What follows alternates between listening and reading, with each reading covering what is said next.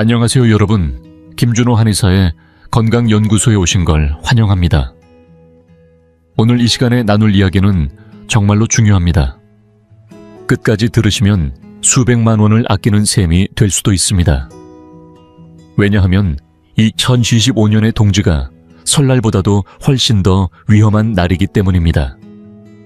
올해의 동지는 하필 천사일과 겹치는 날이며 100년에 한 번 올까 말까 한 반전의 기회이자 여러분 인생의 커다란 전환점이 될 수 있는 날입니다. 반드시 기억하세요. 동지 당일에 절대로 상에 올려서는 안 되는 불운의 음식 5가지가 있습니다. 이 음식들을 먹는다면 내년 한 해에는 시련의 연속이 될 수밖에 없습니다. 혹시라도 내년의 불운을 피하고 싶으시다면 오늘 이 영상을 반드시 끝까지 시청해 주세요. 이제부터는 제가 수십 년간 쌓아온 실제 경험과 핵심 지식을 아낌없이 여러분께 전해드리겠습니다. 어느덧 12월 21일 동지날이 코앞으로 다가왔습니다. 다들 동지에는 반드시 보양을 해야 한다는 걸 잘 알고 계시죠? 지금 거리에는 양고기 전골집, 생강오리 탕집이 손님들로 북적이며 장사가 아주 잘 되고 있습니다. 대부분의 사람들은 이 날을 한 해 중 가장 기쁜 날 가족이 모여 만두국과 새알심을 나누어 먹는 따뜻한 명절로 생각합니다. 그렇죠. 그런데 오늘 저는 여러분께 꼭 짚고 넘어가야 할 차가운 경고 하나를 드리겠습니다. 제가 드리고 싶은 말씀이 있습니다. 동짓날은요, 1년 중에서 가장 음기가 강하고 가장 위험한 날입니다. 예로부터 어르신들 사이에는 이런 말이 전해졌습니다. 동지는 설날만큼 중요하다. 하지만 이 말에는 숨겨진 뒷말이 있습니다. 그게 뭔지 아십니까? 바로 동지는 저승의 문이 열린다는 뜻도 함께 담고 있다는 겁니다. 지금이라도 가까운 종합병원의 응급실을 한번 들여다보세요. 해마다 동지를 전후한 이 며칠 동안은 구급차가 가장 자주 오가는 시기입니다. 뇌졸중, 심근경색, 천식발작, 심지어는 그냥 평소처럼 주무시다가 다시는 깨어나지 못하는 경우까지 평소보다 몇 배나 많아지는 때가 바로 이 시기입니다. 왜일까요? 많은 분들이 나는 아직 괜찮아, 나는 건강하니까 문제없어라며 조심하지 않기 때문입니다. 특히 우리 50대, 60대, 70대 분들 체력엔 자신이 있으시죠? 운동도 하시고 등산도 다니시고, 그러니 조상님들이 내려주신 섭생의 규칙도 그냥 옛날 이야기쯤으로 넘기시는 경우가 많습니다. 하지만 그 결과가 어떠냐? 이날 정말 딱 한 번만 잘못 드시거나 잠깐 몸을 차게 하거나 사소한 행동 하나만 실수해도 원래 멀쩡하던 몸이 한순간에 퍽 하고 무너집니다. 혈관이 터지고 반신불수가 되어버려서 나머지 평생을 휠체어 위에서 살아야 할 수도 있다는 이야기입니다. 제가 무서운 얘기를 하려는 게 아닙니다. 그저 지금 이 순간에도 많은 분들이 모르고 계시는 동짓날의 천지자석기 흐름이 완전히 뒤바뀐다는 사실을 알려드리고 싶은 겁니다. 제가 여러분께 직접 겪은 이야기를 하나 들려드리겠습니다. 2000년대 초반 대전에 살던 제 바로 옆집 이웃 김재수 씨 이야기입니다. 김 씨는 올해 60이 갓 넘었고 공무원 퇴직한 지 이제 막 2년 된 분입니다. 몸은 얼마나 좋으시냐고요? 마치 황소 같았습니다. 특히 겨울만 되면 찬물로 세수하는 정도가 아니라 상의를 훌렁 벗고 공원에서 맨몸으로 달리기를 하시던 분입니다. 노익장이라는 말을 몸소 보여주셨죠. 저희 가족이나 이웃들이 몇 번이나 조심하라고 말씀드렸습니다. 나이가 있으시니 이젠 좀 자제하셔야 한다고요. 그런데 김 씨는 항상 손을 휘저으며 웃으셨습니다. 김준호 원장 한의사들은 너무 조심이 심해. 난 열기가 많아서 추운 건 걱정 안 해도 돼요. 그렇게 말씀하시곤 했죠. 문제는 바로 재작년 동짓날이었습니다. 그날따라 대전 날씨가 유난히도 추웠고 부슬비까지 내리는 바람에 습하고 칼바람이 뼛속을 파고드는 날이었습니다. 김 씨는 점심에 친구들 몇 명과 함께 식사를 하며 기분이 좋아지셨는지 고량주를 꽤 많이 마셨고 땀도 비오듯 흘리셨습니다. 속은 타오르는 것 같았지만 제가 늘 말씀드리듯 술기운이라는 건 거짓된 열기입니다. 몸속의 양기를 억지로 바깥으로 끌어올려서 겉은 뜨거워도 속은 이미 텅 비고 차가운 상태가 되는 거죠. 김 씨는 술자리를 마치고 집에 돌아오셨습니다. 몸이 화끈거리니까 숨이 막힌다며 창문을 활짝 열고는 찬바람이 훅훅 들어오는 거실에서 앉으셨고 급기야 냉장고에서 차가운 보리차를 꺼내 벌컥벌컥 들이켰습니다. 그게 끝이었습니다. 찬 음료가 뱃속으로 들어간 지 차이에 10분도 되지 않아 일이 벌어졌습니다. 부엌에서 과일을 자르던 부인이 쿵 하는 둔탁한 소리에 놀라 거실로 뛰어나왔는데 김 씨가 그대로 바닥에 쓰러져 있었고 손에는 빈병이 들려 있었으며 입은 돌아가고 이미 의식을 잃은 상태였습니다. 구급차를 불러 병원에 실려갔지만 진단은 대뇌출혈, 그것도 광범위한 출혈이었습니다. 의료진이 사흘 밤낮을 총력을 다해 목숨은 건졌지만 결국 후유증은 피할 수 없었습니다. 지금 김재수 씨의 모습을 보면 가슴이 너무 아픕니다. 예전에는 목소리도 우렁차고 기운 넘치시던 분이 지금은 휠체어에 앉아 말도 못하시고 침을 흘리며 대소변까지 부인의 손에 의지해 살아가고 계십니다. 그 부인께서 저를 볼 때마다 눈물을 흘리시며 묻습니다. 원장님, 이게 어떻게 된 거예요? 아침까지만 해도 멀쩡했는데 왜 이렇게 하루아침에 하늘이 무너진 것 같나요? 저 역시 마음이 미어지지만 이렇게밖에 말할 수 없었습니다. 이건 천재지변인 동시에 인재입니다. 음기가 가장 강하고 양기가 가장 연약한 그날 하필이면 온갖 양기를 상하게 하는 행동만 반복하셨으니 이건 신선이 와도 막을 수 없었던 일이었습니다. 여러분, 이쯤에서 우리는 반드시 교훈을 얻어야 합니다. 도대체 왜 동짓날이 이렇게도 위험한 날인지 오늘은 제가 의학이 아닌 물리로 설명해 드리겠습니다. 듣고 나면 누구나 이해가 되실 겁니다. 사람의 몸은 마치 고압밥솥과 같습니다. 평소에는 이 밥솥 안의 압력이 안정적으로 유지되죠. 그런데 동짓날이 되면 밖의 기운이 급격히 바뀌기 시작합니다. 대기압이 뚝 떨어지고 바깥은 음기가 극에 달합니다. 반면에 우리 몸속에서는 차가운 바깥 기운을 막아내기 위해 양기가 깊은 장기 속으로 숨어 들어갑니다. 살아남기 위해 온몸이 꽁꽁 닫히는 겁니다. 몸이라는 고압밥솥의 뚜껑이 바짝 잠기고 안의 열기를 지키려고 최대한 조여진 상태가 바로 이 시기입니다. 문제는 바로 이 조여진 순간입니다. 이 상태에서 김재수 씨처럼 갑자기 뜨거운 음식이나 술을 들이붓고 다시 차가운 바람을 맞거나 냉수를 들이켜면 어떻게 될까요? 안은 뜨겁고 바깥은 차가운 상태, 즉 내열외환이 되어 내부 압력은 계속 높아지는데 바깥은 딱딱하게 얼어붙어 있습니다. 그 순간 펑 하고 무언가가 터지는 거죠. 이게 바로 물리학에서 말하는 열팽창과 냉수축, 의학적으로는 바로 혈관 파열입니다.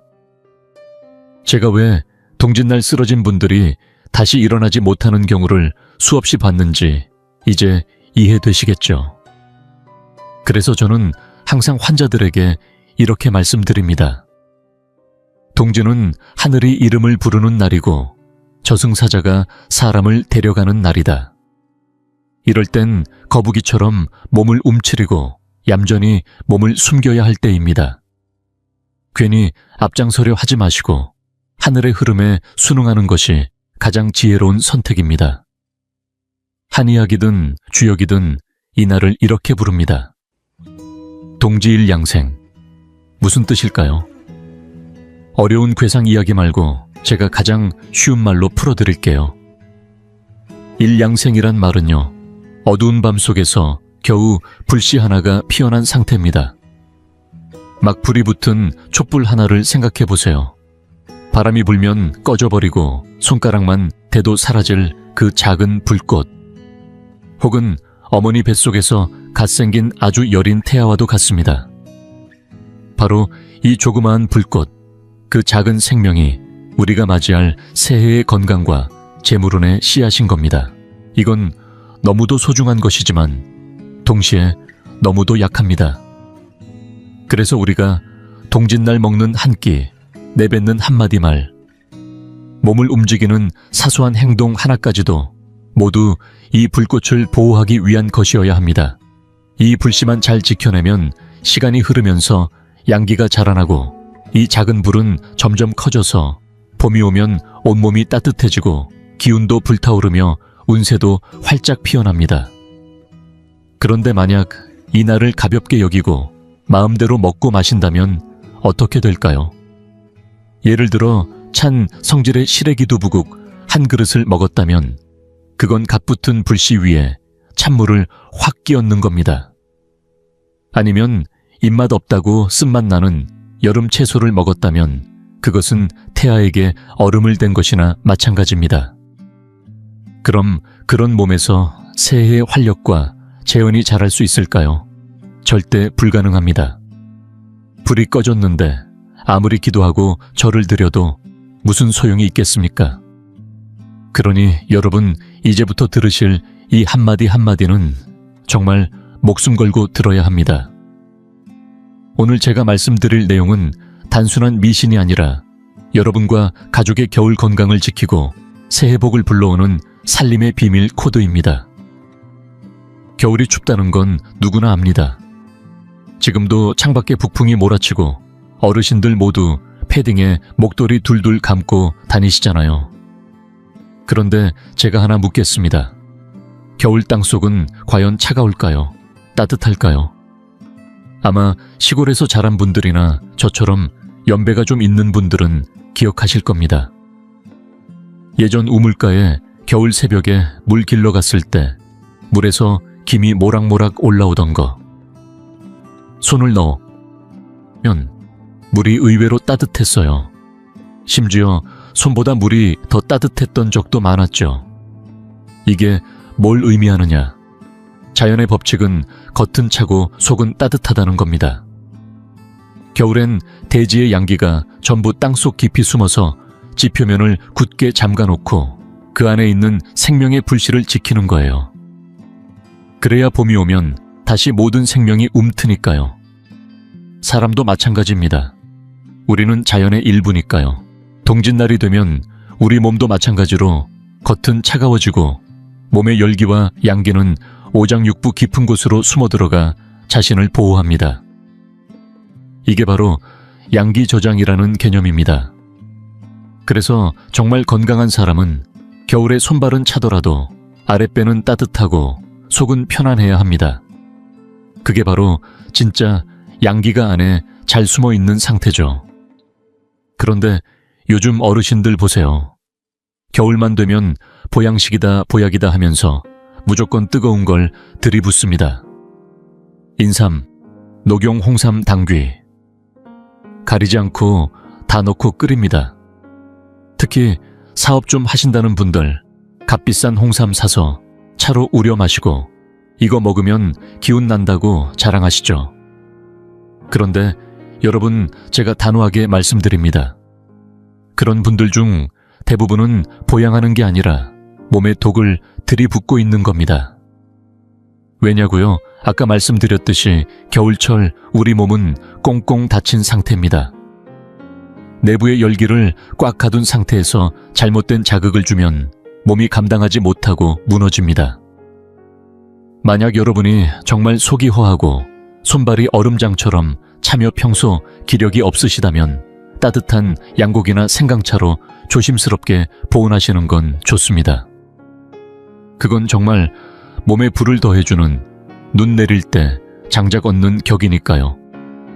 하지만 잘 들어보세요. 요즘 50대, 60대 이후 어르신들 중에 정말 허하고 냉한 체질 가진 분이 얼마나 되겠습니까? 대부분은 이미 수십 년간 고기 많이 드시고 술, 담배 하시고 밤에 늦게 자고 TV 보느라 몸에 습열과 도끼가 가득 찬 분들이 훨씬 많습니다.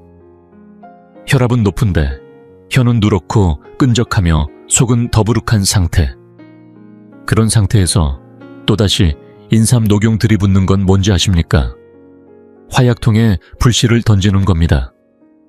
밖은 잠겨 있고 안은 끓고 있는데 또 불을 지르는 거예요.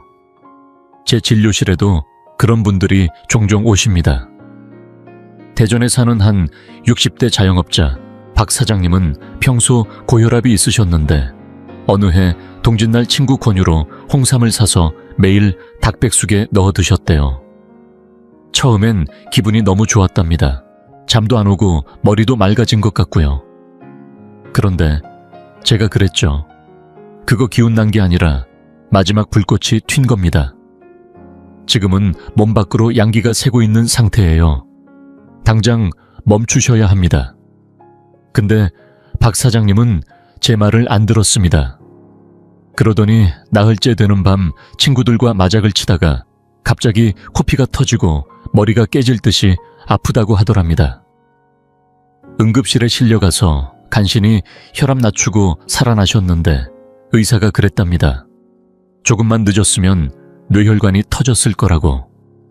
이게 바로 양기를 저장하지 못한 대가입니다. 동짓날 보양은 무조건 따뜻하게 먹는 게 능사가 아닙니다. 손발이 차고 안색이 창백하며 숨이 가쁜 분이라면 양고기나 당귀 같은 온보로 보완하면 좋습니다.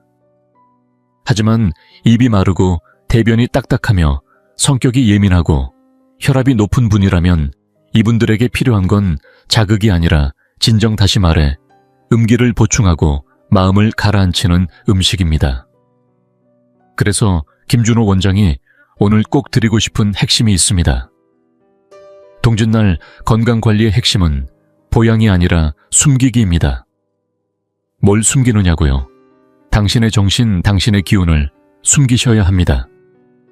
몸을 흥분시키면 안 되고 땀을 지나치게 흘려서도 안 됩니다. 땀은 곧 양기가 빠져나가는 길입니다. 함부로 약을 들이붓는 건 더더욱 안 됩니다. 여러분은 지금 겉은 조용하고 속은 따뜻한 겨울 우물이 되어야 합니다. 겉이 고요하고 속은 따뜻해야 내년 봄에 다시 건강한 기운이 피어나는 겁니다. 이제 원리는 충분히 말씀드렸습니다. 그렇다면 실제로 식탁 위에서 어떤 음식이 이런 몸의 기운을 깨고 나쁜 방향으로 끌고 가는지 구체적으로 살펴보겠습니다. 어떤 음식은 단 한 번 올리는 것만으로도 새해 복이 날아가고 건강까지 무너질 수 있습니다. 다음 시간엔 제가 딱 2가지 음식을 지목해서 말씀드릴 겁니다. 여러분, 댁 식탁에 혹시라도 이 2가지가 올라갈 예정이라면 제발 제 말을 믿고 지금 당장 그 냄비를 비워주세요. 특히 장사하시는 분들, 주식이나 부동산 하시는 은퇴 어르신들 잘 들으셔야 합니다. 평소엔 괜찮은 음식일지 몰라도 동짓날만큼은 그걸 먹는 순간 복덩이가 등을 돌리고 나가버리는 날이 됩니다. 우리 어르신들 옛말에 귀 기울이시죠. 예부터 먹는 것도 복이다 복은 말보다 밥상에서 먼저 온다는 말이 있습니다. 동지는 단순한 절기가 아닙니다. 하늘의 기운이 바뀌는 전환점입니다. 조상님들이 남겨준 수많은 섭생규칙은 괜히 있는 게 아닙니다. 괜히 복을 피하지 마시고 순리를 따라가십시오. 그래야 복이 집을 떠나지 않고 건강도 같이 따라옵니다. 오늘 제가 꼭 짚고 넘어가야 할 2가지 음식이 있습니다. 저는 이걸 가난 부르는 식단이라 부릅니다. 동짓날에 이런 걸 올려놓고 아무 생각 없이 드신다면 새해 운세는 시작도 하기 전에 고꾸라질 수 있습니다. 첫 번째로 위험한 음식은 바로 시래기 두부국입니다. 이름은 소박하고 건강해 보이죠. 기름진 고기 요리가 부담스러워서 맑은 국물로 속을 다스리자며 이걸 끓이는 주부님들 많으실 겁니다. 평소라면 괜찮습니다. 그러나 동짓날만큼은 절대 안 됩니다. 왜 그런지 3가지 이유로 말씀드리겠습니다. 첫째, 색깔의 기운을 보세요. 한국 주식시장에서 가장 무서운 색이 뭡니까? 초록색입니다. 초록은 하락 빨강근 상승이죠. 동짓날은 새해 첫 기운을 여는 날입니다. 그날 밥상 한가운데에 하얀 두부에 초록 시래기 가득 담은 국을 올린다. 그건 얼굴빛 창백하고 풀이 죽은 형상과 같습니다. 그게 곧 재물의 기운을 내쫓는 행위입니다. 둘째는 상징적 의미입니다. 동지는 작은 설이라 부릅니다. 이날 우리는 풍요와 여유를 기원해야 합니다. 그런데 시래기 두부국은 어떻습니까? 말 그대로 한푼없는 이맘때를 상징합니다. 두부는 흰색, 시래기는 초록. 그 조합은 이른바 일천기백이라는 말처럼 빈손과 허전함을 의미합니다. 그런 신호를 우주에 보내면 어떻게 되겠습니까? 저는 괜찮아요. 분은 안 와도 돼요. 라고 스스로 말하는 꼴이 되는 거죠. 결국 1년 내내 장사 열심히 해도 마지막 정산할 땐 이익이 종이장처럼 얇을 수 있습니다. 헛수고만 한 셈이죠. 셋째는 의학적 문제입니다. 이게 제일 중요합니다. 두부는 찬 성질입니다. 시래기 역시 냉합니다. 제가 앞서 말씀드렸죠. 지금 이 시기는 우리 몸속의 양기가 겨우 불씨만큼 살아있는 상태입니다. 그 불씨가 콩알만한 상태일 때 거기다 차가운 국 한 사발 들이붓는다는 건 그 불씨에 찬물 들이붓는 것과 같습니다. 불이 꺼지면요, 새해 기운이 자라질 못합니다. 몸은 축축 처지고 판단력도 떨어지고 기회가 와도 손이 안 나가요. 그게 바로 건강 잃고 돈 잃는 전조입니다. 그래서 동짓날 밥상엔 반드시 붉은색 음식, 따뜻한 기운고기 요리가 있어야 합니다. 그래야 불꽃처럼 기운이 살아납니다. 자, 두 번째로 절대 피해야 할 음식은 바로 고야, 즉 쓴 오이입니다. 여기선 쓴맛 채소 전반을 포함합니다. 고야, 쓴나물, 연자심 같은 것들. 이건 이름부터 심상치 않습니다. 쓴맛은 한약도 아니고 겨울날 아침 밥상에 오를 이유가 없습니다. 특히 당뇨 있으신 어르신들 중엔 고야가 혈당 낮춘다고 자주 드시는데 동짓날만큼은 반드시 피하십시오. 이건 몸의 문제가 아니라 기운의 문제입니다. 생각해보세요. 동지는 양기가 되살아나는 날입니다. 어두운 터널 끝에서 비로소 한 줄기 빛이 들어오는 희망의 시작입니다. 그 시점에서 입에다 쓴맛을 넣는다. 그건 한 해를 고통으로 시작하겠다는 뜻입니다. 우리는 다들 이미 힘들게 살아가고 있지 않습니까? 새해 시작부터 괜히 더 무거운 마음을 얹어 뭐 하겠습니까? 이런 건 심리적으로도 큰 마이너스 신호가 됩니다. 의학적으로도 문제 많습니다. 고야는 매우 찬 성질을 갖고 있습니다. 본래 여름철 더위를 식히기 위해 먹는 채소입니다. 그런데 지금은 겨울 게다가 동짓날입니다. 찬 성질의 고야가 위와 비장을 덮치면 몸속 장부가 얼어붙고 기운이 흐르지 않아 손발은 차지고 소화도 안 되고 결국 운까지 막힙니다. 실제로 저희 진료실에 오셨던 한 수출업자 어르신이 있었습니다. 동짓날에 굳이 고야갈비탕을 드시고는 명절 지나고 중요한 화물이 세관에 묶여버렸어요. 그때 하셨던 말이 잊히지 않습니다. 진짜 고야보다 일이 더 씁쓸했습니다. 제가 그 어르신께 뭐라 했는지 아십니까? 스스로 그 쓴맛을 찾았으니 하늘도 막을 도리가 없습니다. 자, 오늘만큼은 쓴맛을 멀리하고 단맛을 가까이 하십시오. 호박처럼 노랗고 따뜻한 음식, 고구마처럼 뿌리 깊고 속을 데워주는 음식, 밤대추, 용안육처럼 기운을 보하는 식재료, 이런 것들이 동짓날 밥상에 올라야 복과 건강을 함께 부릅니다. 그래야 고생의 기운은 물러가고 기쁨과 넉넉함이 들어오는 겁니다. 좋습니다. 지금까지는 채소류에 관한 금기를 말씀드렸습니다. 그런데 지금부터는 훨씬 더 심각한 음식에 대해 이야기하겠습니다. 바로 고기류 발효 음식, 그리고 특히 제사상에 올랐던 음식들입니다. 이건 단순히 돈이 새어나가는 문제가 아닙니다. 음양의 경계를 건드리는 위험한 영역입니다. 어떤 음식은 먹는 순간 단지 영양소가 아니라 기운 자체를 엉뚱한 방향으로 틀어버립니다. 다시 말해 이승과 저승이 나누는 밥그릇을 건드리는 행위가 될 수 있다는 겁니다. 그 결과는 단순한 재물 손실보다 훨씬 무섭습니다. 방금 전까지 말씀드린 채소는 기껏해야 복이 도망간다는 수준이었습니다. 하지만 지금부터 말씀드릴 이 세 가지 음식은 몸을 상하게 하고 음기를 불러들이며 궁극적으로는 운세까지 뿌리째 흔드는 문제로 이어질 수 있습니다. 우리나라에서도 마찬가지입니다.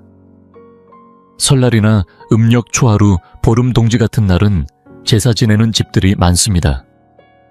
조상님께 절을 올리고 정성껏 음식을 차려 올리는 것 자체는 분명 좋은 일입니다. 문제는 그 다음입니다. 많은 분들이 제사 음식은 복이 깃들었다며 동짓날에도 그 음식을 식탁에 다시 올리고 아이들과 함께 나누어 먹곤 하십니다. 평소라면 괜찮습니다. 그러나 동짓날만큼은 예외입니다. 왜냐고요? 이 날은 1년 중에서도 음기가 가장 강하게 솟구치는 날입니다. 쉽게 말해 양과 음의 경계가 가장 흐려지는 시점이라는 뜻입니다. 마치 얇은 안개가 깔린 새벽처럼 경계선이 모호해지고 두세 개의 기운이 뒤섞이기 쉬운 날입니다. 이런 날 입으로 들어가는 음식은 단순한 섭취가 아닙니다. 그 기운 자체가 몸 안의 장부를 자극하고 정신과 감정을 흔듭니다. 이때 만약 기운이 상한 음식 오래 발효된 음식 제사상에 올랐던 음식 같은 것을 잘못 먹으면 어떻게 되겠습니까? 몸이 약한 분들, 마음이 예민한 분들, 기가 약한 아이나 노인들은 이때부터 이유 없는 두통피로 답답함, 심지어는 이유 없는 불운이 이어질 수 있습니다. 왜냐하면 그 음식들이 몸 안의 자기장을 저쪽 세계의 파장에 맞춰버리기 때문입니다. 그렇게 되면 아무리 기도하고 복을 부르고 제사를 지내도 내가 있는 세상이 아닌 곳의 기운과 동조하게 되는 겁니다. 자, 이제 이 부분부터는 진지하게 들으셔야 합니다. 단순한 건강 상식이 아니라 기운의 흐름, 생명과 운의 질서를 다루는 이야기입니다. 제가 다음 시간에 말씀드릴 세 가지 음식은 절대 그냥 넘기지 마시고 가족들과 꼭 공유해 주시길 바랍니다. 이건 단지 한 끼 식사의 문제가 아니라 새해 전체를 좌우할 복의 흐름이 걸린 이야기이기 때문입니다. 첫 번째로 조심해야 할 음식은 바로 곰팡이가 핀 청국장 묵은 젓갈, 오래된 장류입니다. 특히 묵은지를 꺼내와 함께 끓인 청국장찌개를 동짓날 먹는 분들 반드시 주의하셔야 합니다. 평소에는 고소하고 입맛 돋우는 음식일 수 있습니다. 하지만 동짓날엔 절대 금지입니다. 이유요, 이름부터가 불길하잖아요. 곰팡이 부패 발효, 이런 단어들에는 오래된 기운, 썩은 기운 사그라든 기운이 배어 있습니다. 동지는 어떤 날입니까? 새해 기운의 불씨가 갓 피어나는 첫날입니다. 이런 날 썩은 기운이 깃든 음식을 먹는다는 건 올해 내 운세를 썩은 방향으로 지정하는 것과 같습니다. 장사하시는 분들 혹시 내년 사업이 곰팡이 핀 두부처럼 골마터지지 않길 바라신다면 이날만큼은 묵은 냄새 나는 음식은 꼭 피하셔야 합니다. 에너지의 흐름으로 봐도 마찬가지입니다. 오래된 발효 음식은 음기와 노쇠한 기운을 대표합니다. 이날은 새 기운을 드리고 묵은 기운을 보내는 날입니다. 집안에 묵혀둔 장독대 김치독, 오래된 장류는 뚜껑을 꼭 닫아두세요. 반대로 오늘 같은 날은 갓 잡은 고기, 갓 수확한 채소 갓 지은 따뜻한 밥을 먹어야 생기를 받아들이는 날입니다. 혹시 아까우니까 그냥 먹자고요. 그 한 끼 아껴서 내년 내내 곰팡이 낀 운세 속에서 허우적대고 싶으신가요? 두 번째 음식, 그 이름만 들어도 기운이 빠지는 메뉴입니다. 바로 묵은 나물 불고기 조림, 흔히 메추리 나물 같은 걸 고기와 조려 만든 음식입니다. 왜 이게 문제냐고요? 이름을 잘 보세요. 묵은 나물은 말라붙고 수분 없고 생기 없는 것을 상징합니다. 여기에 고기를 졸여 조림으로 만들면 음식 전체가 검고 건조하고 뻑뻑해지죠. 이게 뭘 의미하느냐? 내 지갑도 내 운도 마르고 타버릴 수 있다는 의미입니다. 그뿐입니까? 묵은이라는 단어는 곧 묶인다는 뜻과 통합니다. 돈줄이 묶이고 일이 묶이고 거래가 묶일 수 있다는 부정적 상징이 들어 있습니다. 실제로 예전에 한 분이 동짓날 이걸 먹고 입맛도 없고 기운도 없다며 찾아오셨습니다. 알고 보니 사업상 중요한 거래처 물량이 통관해서 묶여버렸습니다. 운이라는 게 음식 한 끼와도 연결될 수 있다는 걸 그때 저도 다시 한번 실감했습니다. 고기 먹고 싶으시다면 차라리 매콤달콤한 제육볶음, 불고기 족발처럼 활력이 넘치는 메뉴를 드세요. 붉고 뜨겁고 생기 있는 음식이 바로 오늘 먹어야 할 복 음식입니다.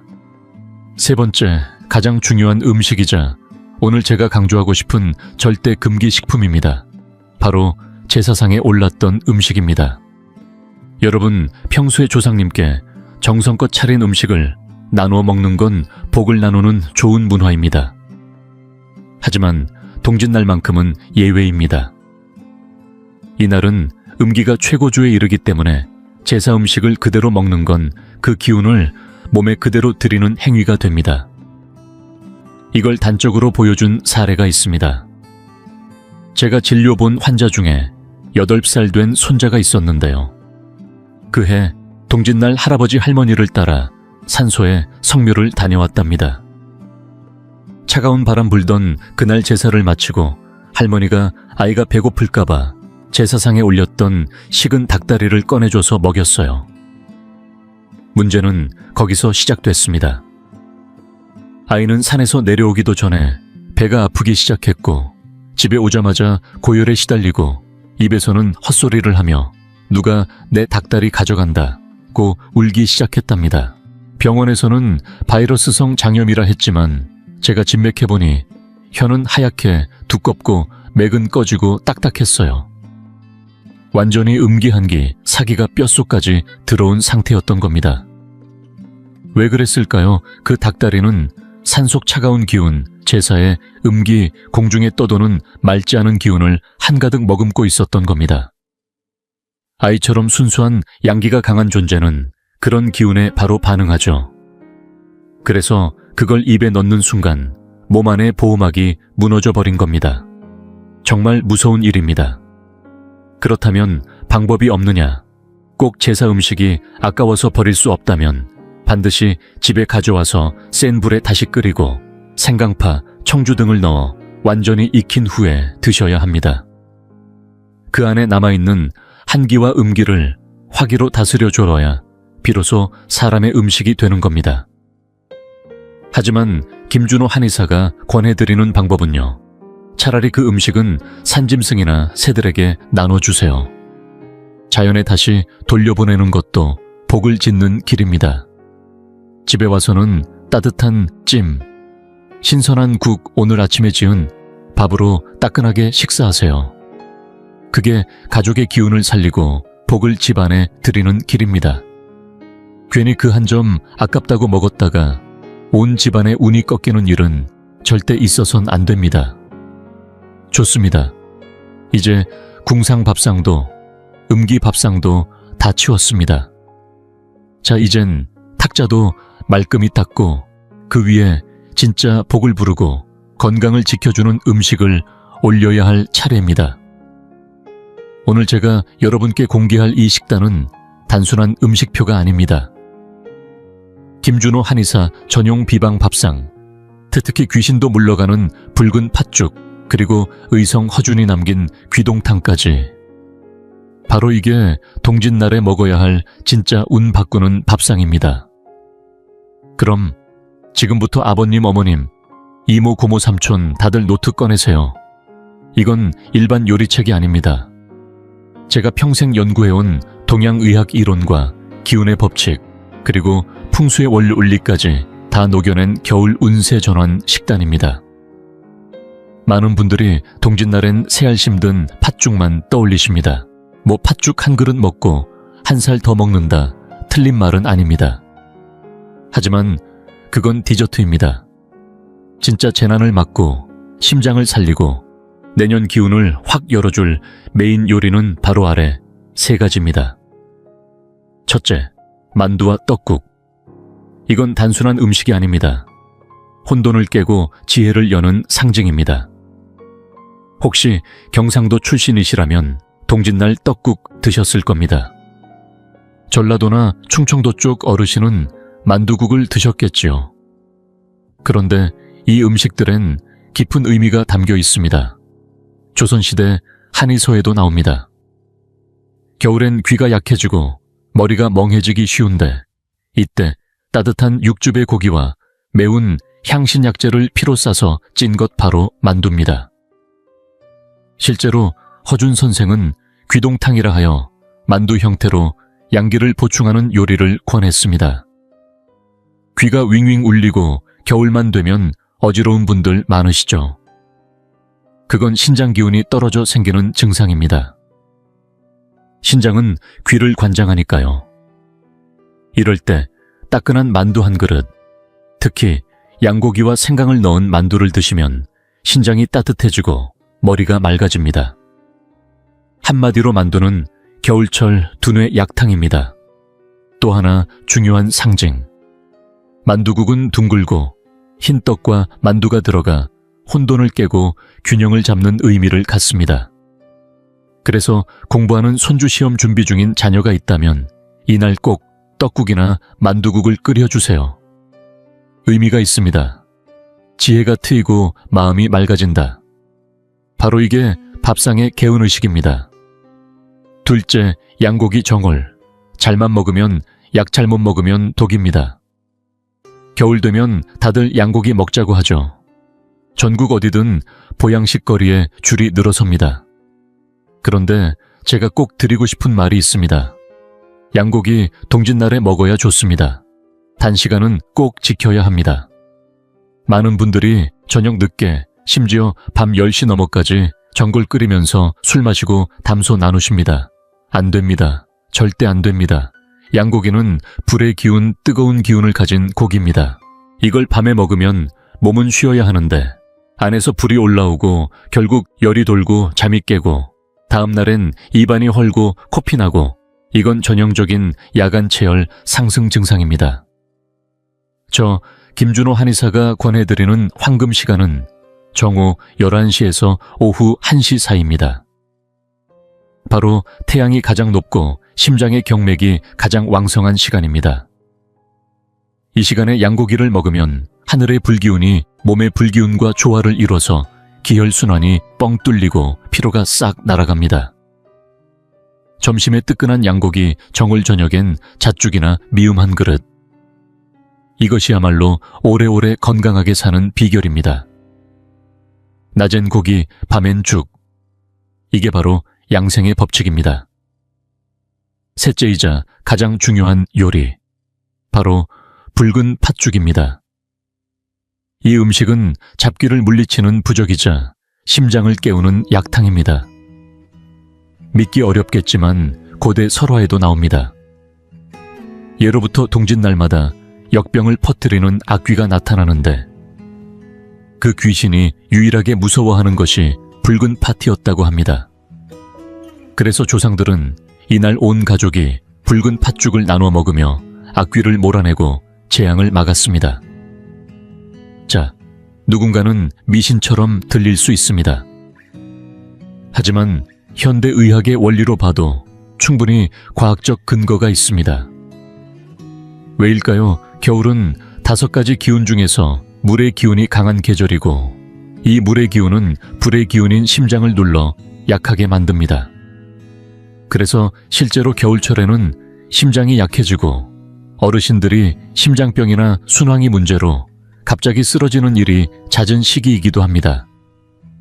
하지만 붉은 팥은 색깔이 붉고 성질이 따뜻하며 바로 심장의 기운을 북돋는데 도움을 주는 곡물입니다.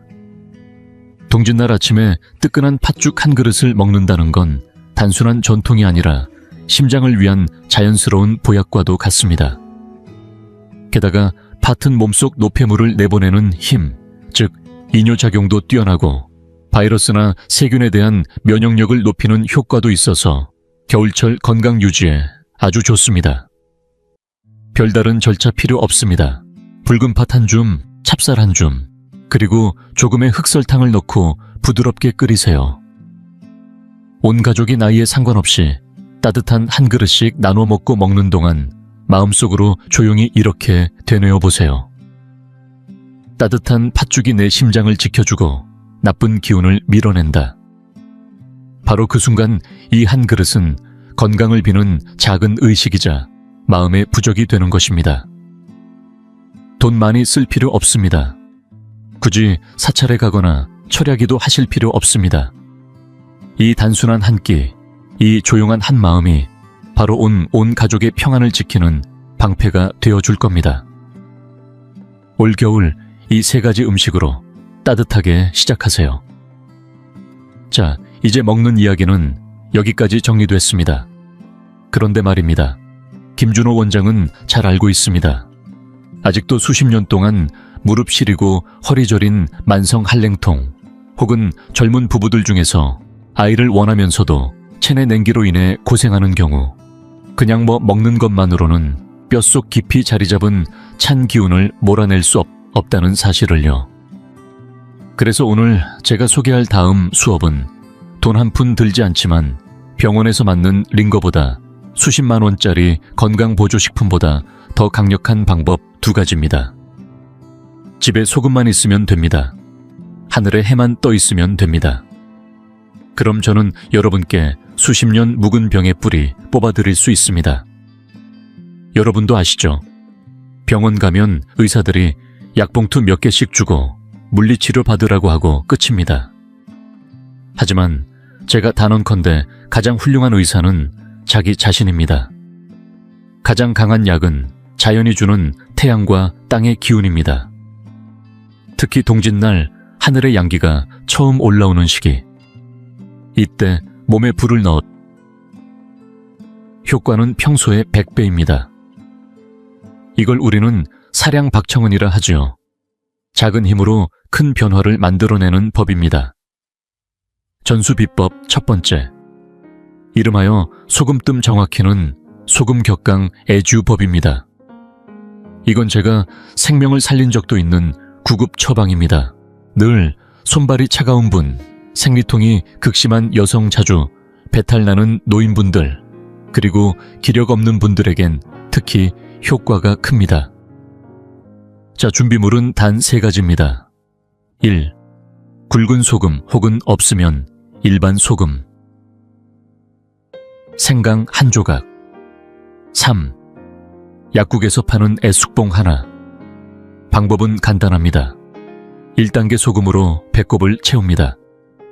이곳은 한의학에서 신궐혈이라 부릅니다. 여기를 가볍게 눌러 소금으로 평평하게 메꿔줍니다.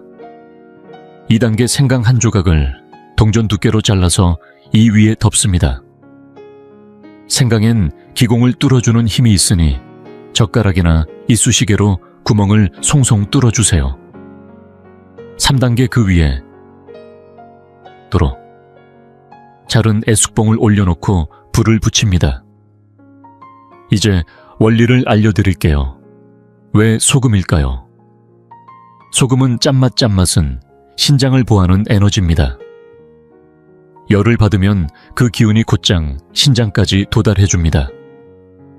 생강은 왜 쓸까요?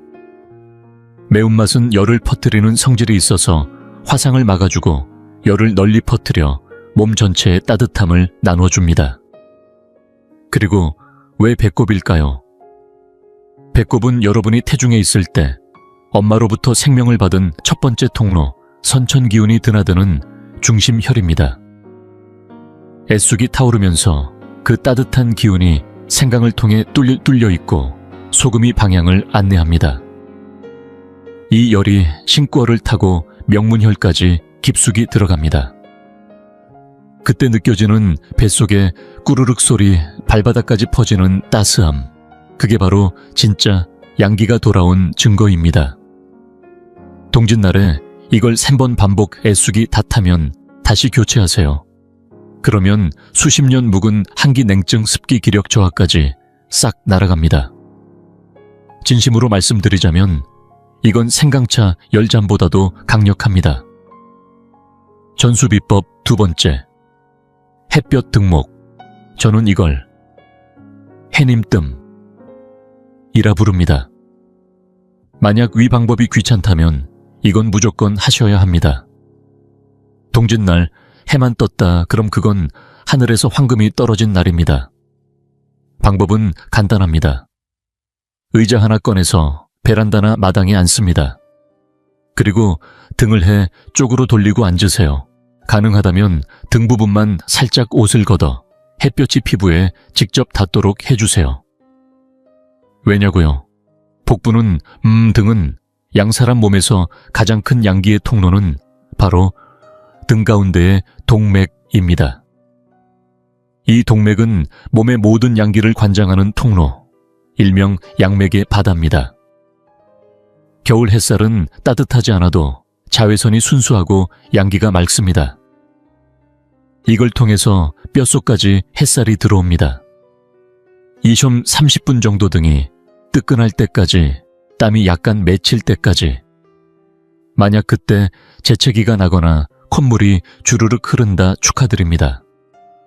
바로 그 순간 몸속 한기가 빠져나간 겁니다. 겨울 감기 바이러스 어림없습니다.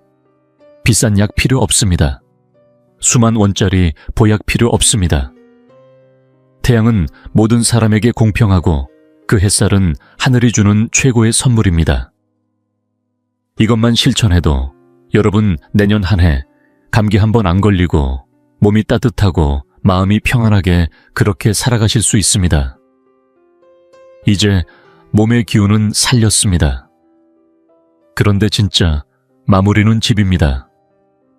아무리 건강을 회복해도 내가 사는 공간의 기운이 막혀 있으면 그 복도 다시 빠져나갑니다. 제가 수많은 어르신들을 진료하면서 깨달은 게 하나 있습니다. 운이 안 풀리는 집에는 공통점이 있다는 겁니다. 소파는 10년째 그 자리고 침대 밑은 먼지와 오래된 상자들이 가득합니다.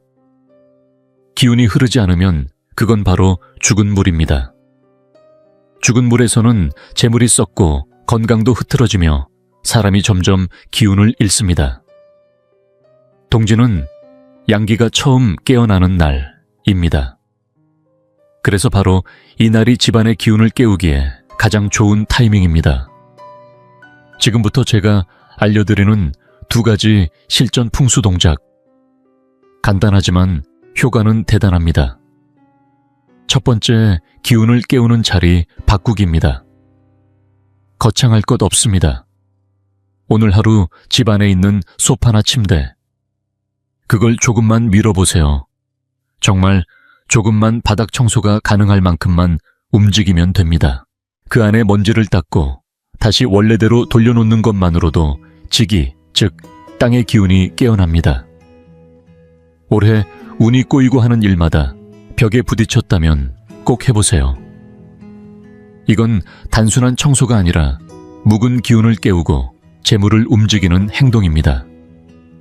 몸이 뒤척이듯 집도 뒤척여야 새로운 기운이 들어옵니다.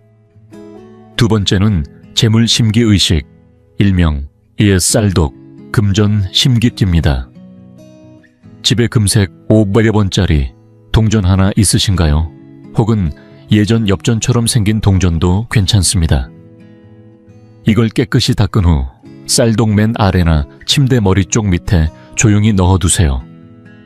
쌀은 곧 먹을 복, 침대는 곧 뿌리의 기운입니다. 동지는 숨기는 계절 기운을 안으로 심는 시기입니다. 이때 재물의 상징인 금속을 쌀에 묻거나 침대 아래 숨기는 것은 바로 내년 복이 움트는 씨앗을 뿌리는 행위입니다. 우리가 심은 그 동전은 돈줄이 자라나는 근본이 될 것입니다. 돈이 바닥나지 않는 집은 근본이 단단한 집입니다.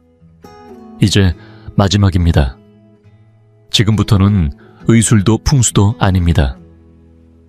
오늘 이 긴 강의를 마무리하며 김준호 한의사로서 한 사람으로서 여러분께 꼭 전하고 싶은 진심 어린 말을 남기고 싶습니다.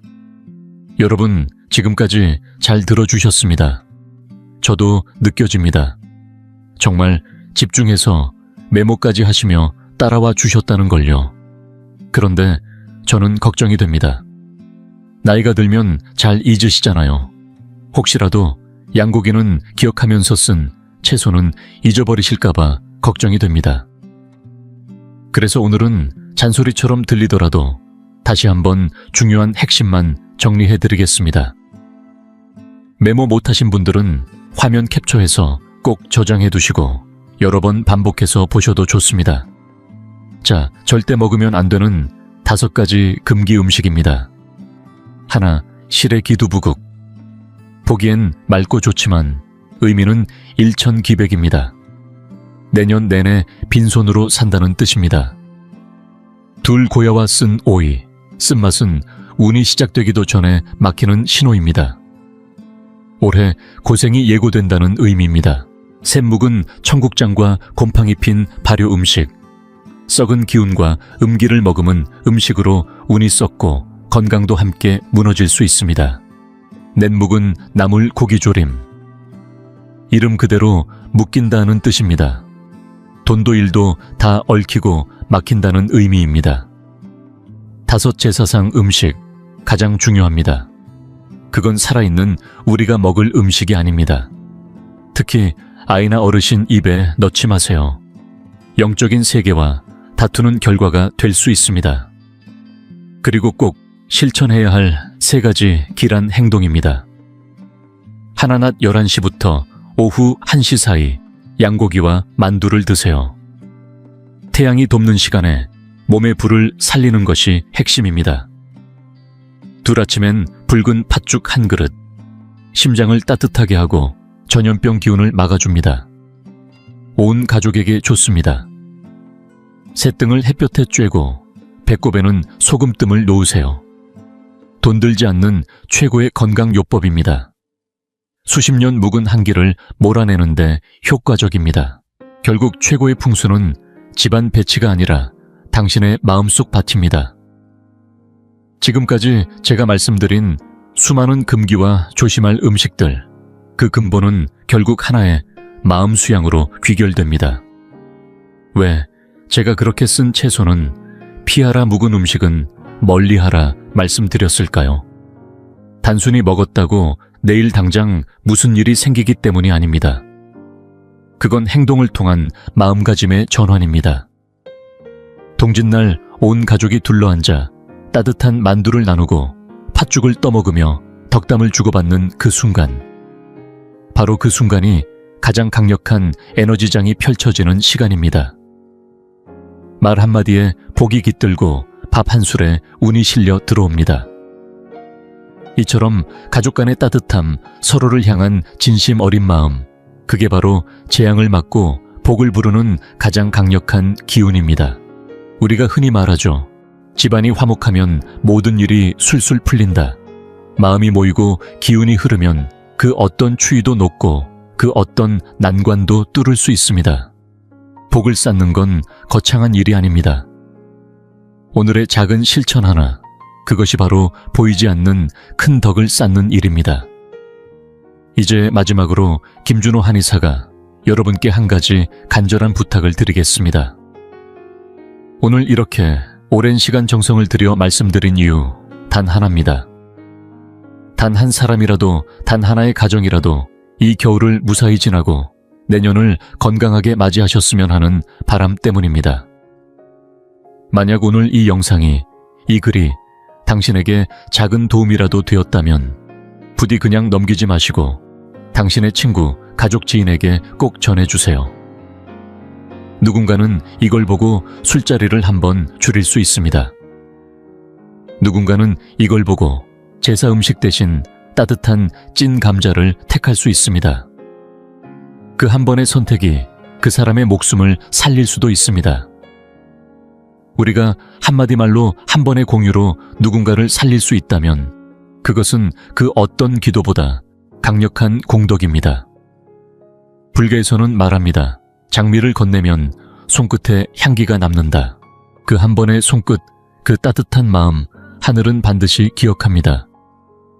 그 덕은 결국 당신과 당신의 자손에게 되돌아옵니다. 그러니 지금 이 순간 당신의 손가락 하나가 누군가의 한 해를 지켜줄 수 있다는 믿음으로 이 영상을 널리 나눠주세요. 이제 마지막입니다. 부탁드립니다. 이 영상에 좋아요 한번 눌러주시고 김준호 원장이 운영하는 이 채널 구독도 꼭 부탁드립니다. 그리고 가장 중요한 것, 댓글창에 이 8글자를 꼭 남겨주세요. 동지진보 가정평안 혹은 가장 간절히 이루고 싶은 가족의 소원을 한 문장으로 적어주세요. 우리가 나눈 수천 수만 개의 따뜻한 말이 모여 엄청난 긍정의 파장을 만들어낼 것입니다. 저는 믿습니다. 마음에 따뜻함이 있고 행동에 선함이 있고 계절의 이치를 따라 잘 먹고 잘 살아간다면 내년의 운세는 결코 우리를 배신하지 않을 것입니다. 여러분 모두 동지 잘 보내시고 몸은 따뜻하게, 지갑은 두둑하게, 웃음은 늘 풍성하시길 바랍니다. 우리 다음 영상에서 다시 만나요. 감사합니다.